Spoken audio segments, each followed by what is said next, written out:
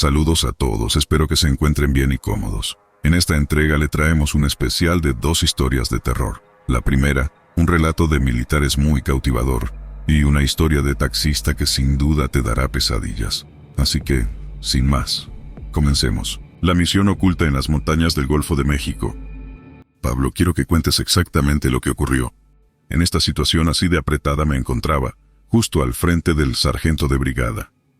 Todo comenzó una mañana de noviembre, pienso, que era el día 5 o 6, no estoy muy seguro del día. Cuando ocurrió el incidente perdí la noción del tiempo. Mis compañeros de brigada y yo fuimos comendados a una misión en una montaña en los alrededores de la costa del Golfo de México. Teníamos que investigar un contrabando que supuestamente se llevaba a cabo en esa zona. La información que recibimos fue escasa, pero suficiente para entender que se trataba de una operación compleja y potencialmente peligrosa. La zona, conocida por su densa vegetación y terreno accidentado, era ideal para actividades ilícitas. Nuestra tarea era no solo localizar el sitio exacto del contrabando, sino también recopilar suficiente evidencia para proceder con arrestos y confiscaciones. Equipados con lo último en tecnología de vigilancia y armamento, nos adentramos en la espesura de la selva, conscientes de los riesgos, pero decididos a cumplir con nuestro deber. A medida que avanzábamos, los ruidos de la naturaleza se mezclaban con la tensión del peligro inminente. Cada paso nos acercaba más al corazón de una operación que amenazaba la seguridad de la región. Las instrucciones fueron claras y precisas. Debíamos acabar con esa red como fuera posible y eliminar cualquier obstáculo que se interpusiera en nuestro camino. Martes, un compañero y amigo desde hace años, y yo siempre formábamos un equipo sólido. Había una química especial entre nosotros en el terreno.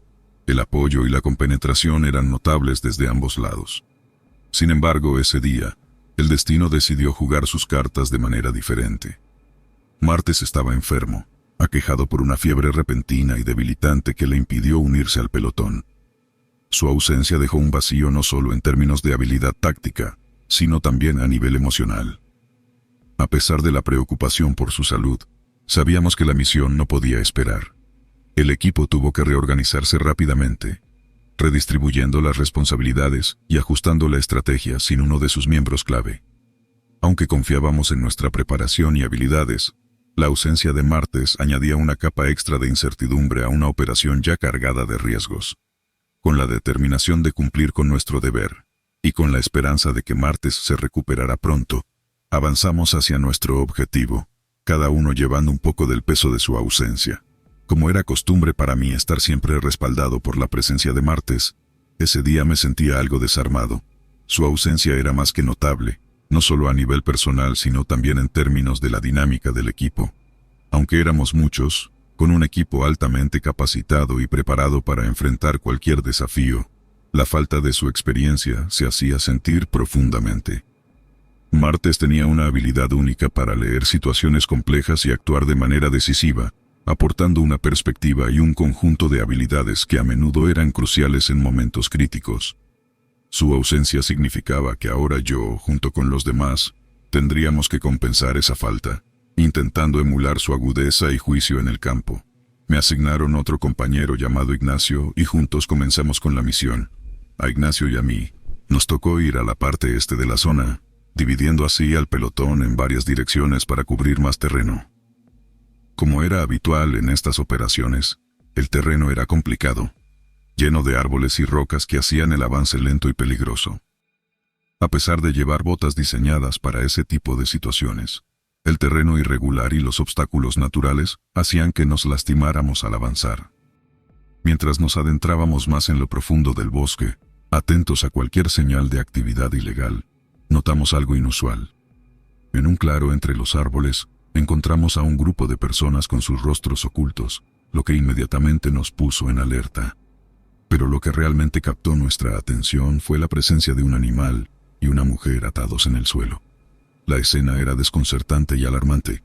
La mujer parecía estar en estado de shock, y el animal, igualmente inmóvil, añadía una sensación de urgencia a la situación. Intercambiamos una mirada de entendimiento. Esta no era una simple operación de contrabando. Había algo más siniestro en juego. Con cautela nos acercamos, listos para enfrentar cualquier eventualidad. Nuestra prioridad era asegurar la seguridad de los rehenes y luego tratar de entender la naturaleza exacta de lo que estábamos presenciando. En ese momento, la misión tomó un giro inesperado, y sabíamos que debíamos actuar con rapidez y precisión para resolver la situación antes de que se complicara aún más. Decidimos avanzar de forma cautelosa, evitando hacer ruido para no ser detectados, y así poder comprender con exactitud lo que estaba sucediendo. Nuestro objetivo era observar y recoger información antes de intervenir. Sin embargo, justo cuando nos estábamos posicionando en un lugar más estratégico, presenciamos un acto horripilante. Vimos cómo tomaban al animal y de manera brutal le cortaron la cabeza. A continuación, cada uno de los individuos presentes tomó una copa y empezó a beber la sangre del animal. Esta escena macabra nos dejó estupefactos. Sentimos un escalofrío recorrer nuestro cuerpo. Era algo que solo habíamos visto en películas. No había duda de que estábamos presenciando algún tipo de ritual o sacrificio de naturaleza satánica. Ante la gravedad de la situación, supimos que no podíamos esperar más para intervenir. Con el corazón acelerado por la adrenalina y la indignación, nos preparamos para sorprender al grupo y rescatar a los rehenes. Pero, justo en el momento en que nos dispusimos a actuar, algo inesperado ocurrió. Fuimos golpeados con fuerza en la nuca, y en un instante, todo se tornó oscuro. El golpe fue tan rápido y sorpresivo que no tuvimos tiempo de reaccionar. Nuestra última visión antes de perder la conciencia fue la de las figuras encapuchadas girándose hacia nosotros, y luego todo se sumió en la oscuridad. Este inesperado giro nos dejó vulnerables y en una situación extremadamente peligrosa. Lo que había comenzado como una misión de investigación y desmantelamiento de una red de contrabando, ahora nos había llevado a un escenario mucho más siniestro y complicado. Cuando desperté, lo hice sumido en una confusión profunda, agudizada por unos susurros extremadamente extraños que resonaban a mi alrededor. Estos sonidos no se asemejaban a ningún idioma que hubiera escuchado antes. Mientras trataba de orientarme, vi con horror cómo arrojaban a Ignacio y a la mujer al fuego. El pánico se apoderó de mí. Comencé a patalear y a resistirme con todas mis fuerzas, intentando de alguna manera liberarme y salvar a mis compañeros. Pero, en medio de mi desesperación, fui golpeado nuevamente, con una fuerza que me hizo tambalear. En ese momento crítico, justo antes de desmayarme por el impacto, escuché disparos mezclados con los gritos desgarradores de Ignacio y la mujer. La situación se había tornado en un caos absoluto. Intenté mantenerme consciente, luchar contra la oscuridad que amenazaba con envolverme de nuevo.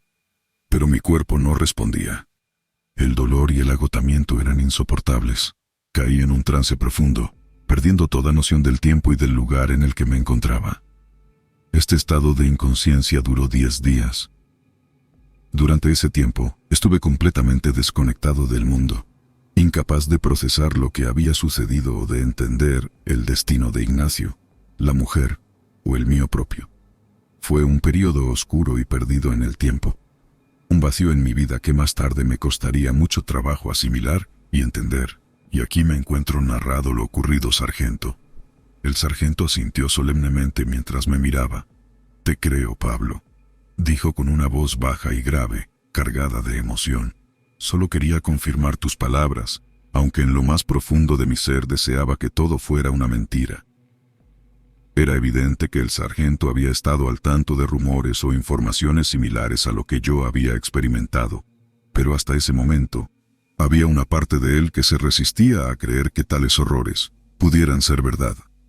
Continuó, explicándome que ya tenían conocimiento de actividades sospechosas en la zona, pero la falta de pruebas concretas y el escepticismo inicial habían impedido una confrontación directa y efectiva con el enemigo. «Estos tipos son astutos y despiadados», añadió con una mezcla de frustración y rabia. Al escuchar los disparos, supieron que habíamos descubierto su ubicación y escaparon sin dejar rastro alguno.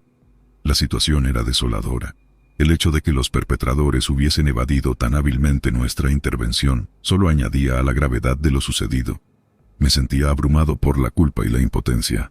Si tan solo hubiéramos actuado de manera diferente, quizás habríamos podido detenerlos antes de que se esfumaran. Pero ahora, nos enfrentábamos a la dura realidad de que habían desaparecido, llevándose consigo la oportunidad de hacer justicia por los actos inhumanos que habían cometido. El sargento, con su expresión seria y pensativa, reflejaba la determinación de no dejar que este incidente quedara sin respuesta, pero también la complejidad de enfrentar a un enemigo tan escurridizo y peligroso. Después de ese traumático suceso fui trasladado a otra unidad, en una región diferente. Pero lo que viví aquel día se quedó grabado en mi memoria de una manera indeleble. Los eventos que presencié, tan brutales y perturbadores, se convirtieron en una parte constante de mi conciencia. Los gritos desesperados de la mujer y de Ignacio, en particular, resonaban en mi mente, repitiéndose una y otra vez como un eco persistente que no podía silenciar. Taxi Medellín. Un viaje desde el misterio a la liberación. El 5 de octubre de 2018, en mi cumpleaños número 18, mi abuela, quien me crió desde pequeño tras la trágica muerte de mis padres en un accidente, me sorprendió con un regalo que nunca esperé. A pesar de llevar ella sola todos los compromisos de la casa y tener un trabajo que no generaba muchos ingresos, sacrificó sus ahorros para comprarme un automóvil en mi mayoría de edad. Aunque no era nuevo ni del último modelo, significó mucho para mí. Mi nombre es Arthur, soy un fiel seguidor de las historias de terror, y hoy, a mis 23 años, soy taxista en ese mismo coche que mi abuela me regaló hace 5 años. Esta labor me ha llevado a recorrer las calles de la ciudad en horarios nocturnos, siendo testigo de incontables historias y encuentros peculiares. El vehículo, aunque con algunos años encima, se ha convertido en mi compañero fiel en estas noches de trabajo. Cada rincón del coche resuena con los ecos de conversaciones pasadas y, a veces, pienso que guarda más secretos y relatos de lo que uno podría imaginar. En el transcurso de estos años, he conocido a una amplia gama de personajes, desde los más ordinarios hasta los más inquietantes, y cada uno de ellos ha dejado una huella en mi memoria, convirtiendo cada jornada de trabajo en una nueva página de mi propio libro de historias de terror. Llevo aproximadamente 4 años desempeñándome como taxista en el bullicioso centro de la ciudad de Medellín. Sin embargo, hace alrededor de 2 años tomé la decisión de cambiar mi horario laboral para trabajar durante las noches. Esta elección se debió a la constante congestión vehicular en la ciudad durante el día, lo que dificultaba la movilidad y me llevó a considerar que las noches ofrecían un entorno más propicio para evitar embotellamientos y proporcionar un servicio más eficiente a mis pasajeros. Durante los primeros meses de esta transición, todo parecía desarrollarse sin inconvenientes. Pero una noche, al recoger a un pasajero afuera de un centro de diversión nocturno, mi rutina cambió drásticamente. El pasajero, un hombre de mediana edad, con una mirada intensa y misteriosa, se subió al taxi y pidió ser llevado a un barrio a las afueras de la ciudad. A medida que avanzábamos, se sumió en un silencio profundo, observando la noche a través de la ventana con una fijeza que me resultó inquietante. La ruta que escogí para evitar el tráfico habitual me llevó por calles poco iluminadas y con pocas señales de vida a esas horas. El ambiente se tornó aún más extraño cuando, de repente, el pasajero me pidió que detuviera el vehículo en medio de una calle desolada, alegando que había llegado a su destino. El pasajero, visiblemente perturbado, se dirigió a mí en múltiples ocasiones insistiendo en que algo en el asiento trasero le susurraba palabras incomprensibles. Inicialmente, pensé que podría estar bajo la influencia del alcohol o de alguna sustancia, dada la hora y el lugar de donde lo había recogido. Sin embargo, su insistencia y el tono genuino de miedo en su voz me hicieron reconsiderar. Aunque no lograba entender del todo lo que decía, comencé a percibir una presencia de un susurro indistinguible. Además, notaba sombras moviéndose a su lado, aunque cada vez que miraba por el espejo retrovisor, solo veía el asiento vacío. Esta situación generó una serie de paradas inesperadas en el trayecto. Me veía obligado a encender la luz del interior del vehículo y revisar minuciosamente el automóvil para descartar cualquier posible intrusión o presencia oculta. Cada vez que lo hacía, no encontraba nada fuera de lo común, pero el ambiente se volvía cada vez más tenso y desconcertante. El pasajero, cada vez más agitado, empezó a murmurar para sí mismo, mirando constantemente hacia atrás como si esperara que algo o alguien apareciera de repente. Su comportamiento me ponía cada vez más nervioso y empecé a sentir una especie de opresión en el ambiente, como si el aire se hubiera cargado con una energía inquietante. A pesar de mis intentos de calmarlo y asegurarle que estaba todo en orden, él continuaba manifestando su inquietud y miedo. Con el transcurso de la noche, la incomodidad que sentía se intensificó. Al principio me había convencido a mí mismo de que las experiencias del pasajero eran simplemente producto de los efectos del alcohol. Sin embargo, a medida que avanzaba la noche y los incidentes extraños continuaban, comencé a dudar de esta explicación. Llegó un punto en el que la situación se volvió más inquietante, y mi instinto inicial de culpar al alcohol no parecía ser suficiente para explicar lo que estábamos experimentando. Comencé a notar pequeñas anomalías por mí mismo. Susurros apenas perceptibles que no provenían de ninguna fuente identificable, movimientos fugaces en el espejo retrovisor que desaparecían cuando trataba de enfocarlos, y una sensación general de que algo no estaba bien. Incluso después de dejar al pasajero, estos fenómenos persistieron, creando una atmósfera de tensión y ansiedad en el coche. Mi racionalidad luchaba contra la creciente sensación de que algo sobrenatural estaba sucediendo. Intenté convencerme de que era el cansancio o la influencia de las historias de terror que tanto me gustaban, pero la verdad es que, por primera vez en mucho tiempo, sentí miedo mientras trabajaba. La soledad de la noche, combinada con estos sucesos extraños, hacía que cada sombra y cada ruido me pusieran en alerta. Desde esa noche, mis jornadas de trabajo se han transformado en auténticas pesadillas. Al principio pensé que la inquietante atmósfera estaba relacionada con el nivel de alcohol de algún pasajero en particular, pero pronto me di cuenta de que no era el caso. De manera inquietante, cada individuo que abordaba mi vehículo, sin importar su estado de sobriedad, afirmaba escuchar susurros y observar sombras en movimiento a su alrededor. Esta situación se volvió incómoda tanto para mí como para mis clientes. En una ocasión, 2 jóvenes que viajaban en mi taxi me pidieron detenerme abruptamente y permitirles continuar en otro vehículo. Estaban visiblemente alterados y explicaron que las voces y las sombras eran tan perturbadoras que preferían evitar mi transporte. Fue un momento desconcertante y preocupante para mí.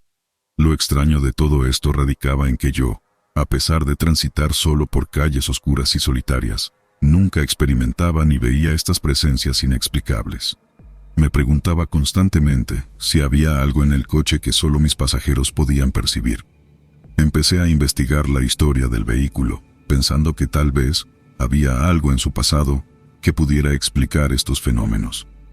Hablé con mi abuela, pero ella tampoco sabía nada fuera de lo común sobre el coche. Decidí llevarlo a un mecánico para una revisión completa, pero no se encontró nada anormal. Incluso llegué a considerar la posibilidad de bendecir el vehículo, aunque mi escepticismo inicial me hizo dudar de esta opción. Un viernes, tras enfrentar un inconveniente con mi primer cliente del día, mi nivel de estrés se disparó, exacerbado por el tema recurrente de las voces en mi auto. Incapaz de seguir trabajando con la mente clara, decidí hacer una pausa y detenerme en una estación de combustible. Necesitaba un respiro, así que compré un café, esperando que la bebida calmara mi ansiedad. Mientras regresaba a mi automóvil con la taza humeante en la mano, algo captó mi atención de manera abrupta. Vi una figura mirándome fijamente desde el asiento trasero de mi coche. Un nerviosismo instantáneo se apoderó de mí, y mi primer pensamiento fue que alguien estaba intentando robar el vehículo. El corazón me latía a 1000 por hora mientras corría hacia el auto gritando: ¡Un ladrón! ¡Un ladrón!, intentando captar la atención de las personas en la estación de servicio. Algunos se giraron para mirar, claramente alertados por mis gritos. Pero al abrir la puerta del coche y encender la luz interior, me encontré con que no había nadie dentro. El asiento trasero estaba completamente vacío, sin señales de que alguien hubiera estado allí. Este incidente, ocurrido en plena luz y con mi mente completamente lúcida, cambió por completo mi percepción de lo que decían mis clientes. Comencé a dudar de mis propias explicaciones racionales. ¿Acaso lo que había estado atribuyendo a la imaginación o al estado de embriaguez de mis pasajeros era algo más? Frustrado y ansioso por entender lo que estaba sucediendo, decidí rastrear el origen del vehículo que mi abuela me había regalado. Ella me proporcionó la dirección del establecimiento donde lo había comprado, pero al llegar al lugar, descubrí que ya no existía. Esta situación complicaba aún más el proceso de entender la historia del auto. En esos días, mi vida se asemejaba a una película de terror. Los susurros y las sombras ya no se limitaban a mis jornadas nocturnas, sino que se hacían presentes en cualquier momento que abordaba el automóvil, incluso a plena luz del día. Mi abuela, profundamente religiosa, Preocupada por mi bienestar y convencida de que podría haber algo más allá de lo mundano en estos sucesos, sugirió que consultara con el cura de la iglesia a la que solíamos asistir. Aceptando su consejo, me dirigí a la iglesia, pero en el camino sufrí un incidente inesperado. 2 de los neumáticos del coche se pincharon de manera repentina. Este suceso, sumado a todo lo demás, aumentó mi inquietud. El cura, tras escuchar mi relato, accedió a realizar unas oraciones en el auto. Curiosamente, después de esta bendición, pasaron varios días sin que experimentara ninguna de las manifestaciones extrañas que había estado sintiendo. No más voces, no más sombras, y ningún pasajero se quejaba de sentirse incómodo. Esta calma me llevó a pensar que, quizás, el problema se había resuelto. Sin embargo, en el fondo de mi mente, no podía dejar de cuestionarme qué había desencadenado toda esa serie de eventos extraños. Después de un periodo de calma que duró varias semanas, donde intenté dejar atrás los extraños acontecimientos, lo inesperado sucedió nuevamente.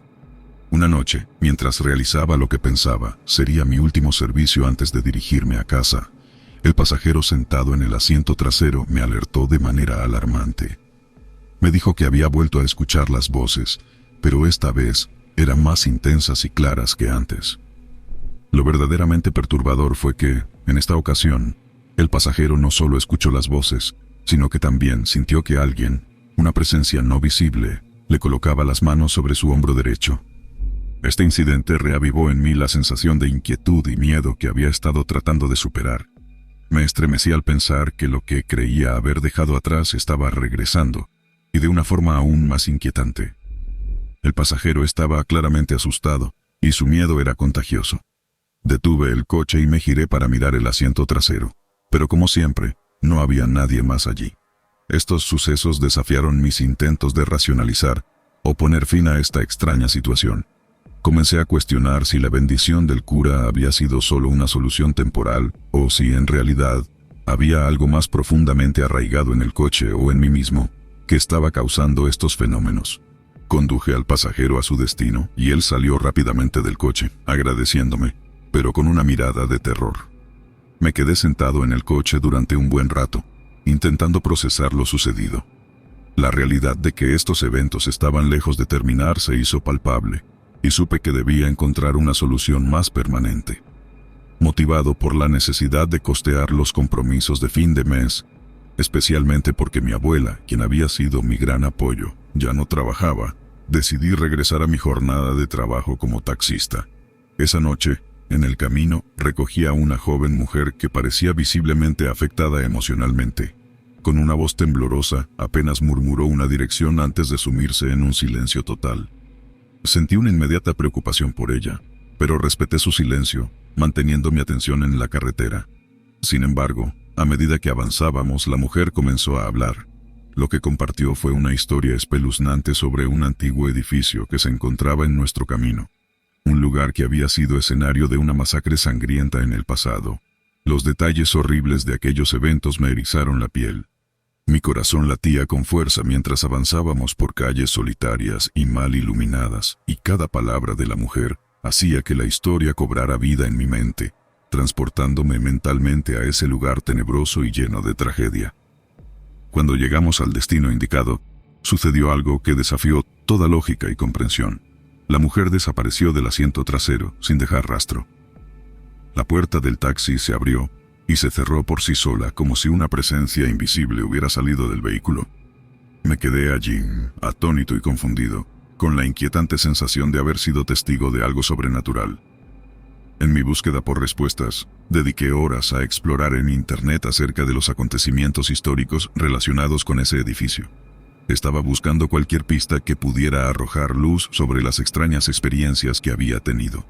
Lo más desconcertante estaba aún por venir. Entre las diversas imágenes de la masacre y los múltiples relatos de terror asociados con el edificio, encontré algo que me dejó completamente sin aliento. Una fotografía que mostraba un automóvil del mismo color, año y modelo que el mío.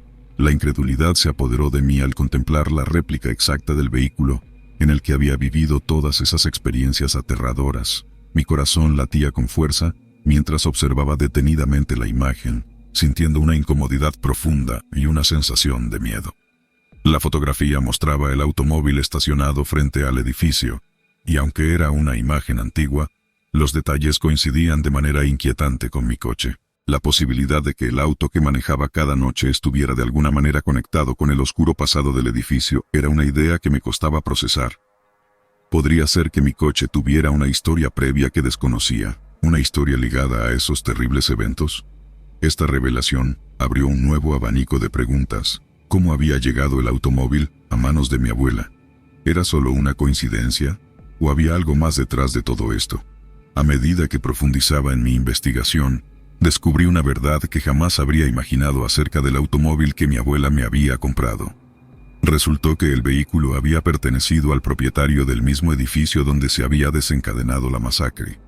Según los registros que encontré, el socio del propietario había tomado la trágica decisión de quitarse la vida en ese edificio, un acto que desató una serie de eventos sangrientos y dejó una huella de dolor y sufrimiento en ese lugar.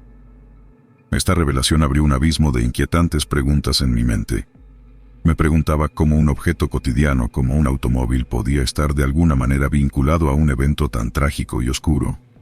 ¿Existía una conexión sobrenatural entre el coche y ese lugar marcado por la tragedia?